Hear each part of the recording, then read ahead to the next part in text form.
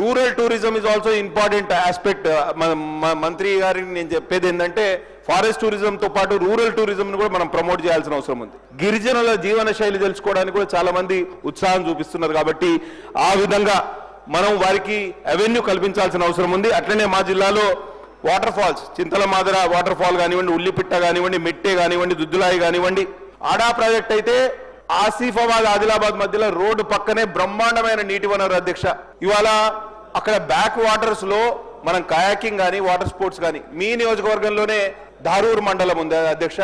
అక్కడ కొండా విశ్వేశ్వరరెడ్డి గారు ఎంపీ గారు ఆయన చొరవతోటి వాటర్ స్పోర్ట్ యాక్టివిటీస్ ఉంటే వీకెండ్ సాటర్డే సండే ఎంతమంది వస్తున్నారు అధ్యక్ష, ఎంతమందికి ఉపాధి దొరుకుతుంది. మొన్న నేను ఒకసారి పోతే వందల వేల మంది మనం వాళ్ళందరికీ ఉపాధి కల్పించగలుగుతున్నాం. అటువంటి మోడల్ని మనం ఎందుకు రెప్లికేట్ చేయలేము అనేది ఒకసారి మంత్రి గారు ఆలోచించాలి అధ్యక్ష.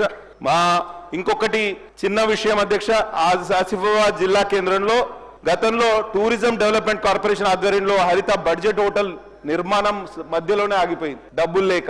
ఇంకొక 8 కోట్లు విడుదల చేస్తే మాకు ఆ గిరిజన జిల్లాలో ఒక R&B గెస్ట్ హౌస్ కూడా లేదు అధ్యక్ష. అదొకటి లోటు తీర్చిన వాళ్ళు అవుతారు. కాబట్టి తప్పకుండా అసంపూర్తిగా ఉన్న ఈ గెస్ట్ హౌస్ నిర్మాణం ఏదైతే హరిత బడ్జెట్ హోటల్ నిర్మాణం కూడా పూర్తి చేయవలసిందిగా విజ్ఞప్తి. మా దగ్గర సిర్పూర్లో చాలా ప్రాణహిత పరివాహ ప్రాంతం, బయోడైవర్సిటీ జీవ వైవిధ్యానికి పెట్టని కోట.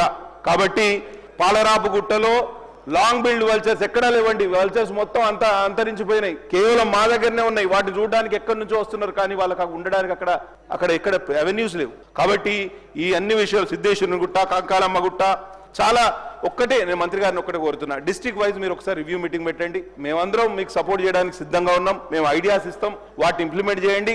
పబ్లిక్ ప్రైవేట్ పార్ట్నర్షిప్ అయితేనేమి, ప్రైవేట్ ఫుల్గా 100% ప్రైవేట్ ఇన్వెస్ట్మెంట్ అయితేనేమి, ఆ విధంగా ఆలోచిస్తే తప్పకుండా టూరిజం పొటెన్షియల్ మనం ఎక్స్ప్లాయిట్ చేసి ఉపాధికి ఆస్కారం ఏర్పడుతుందని మీ ద్వారా తెలియజేస్తూ సెలవు తీసుకుంటున్నా.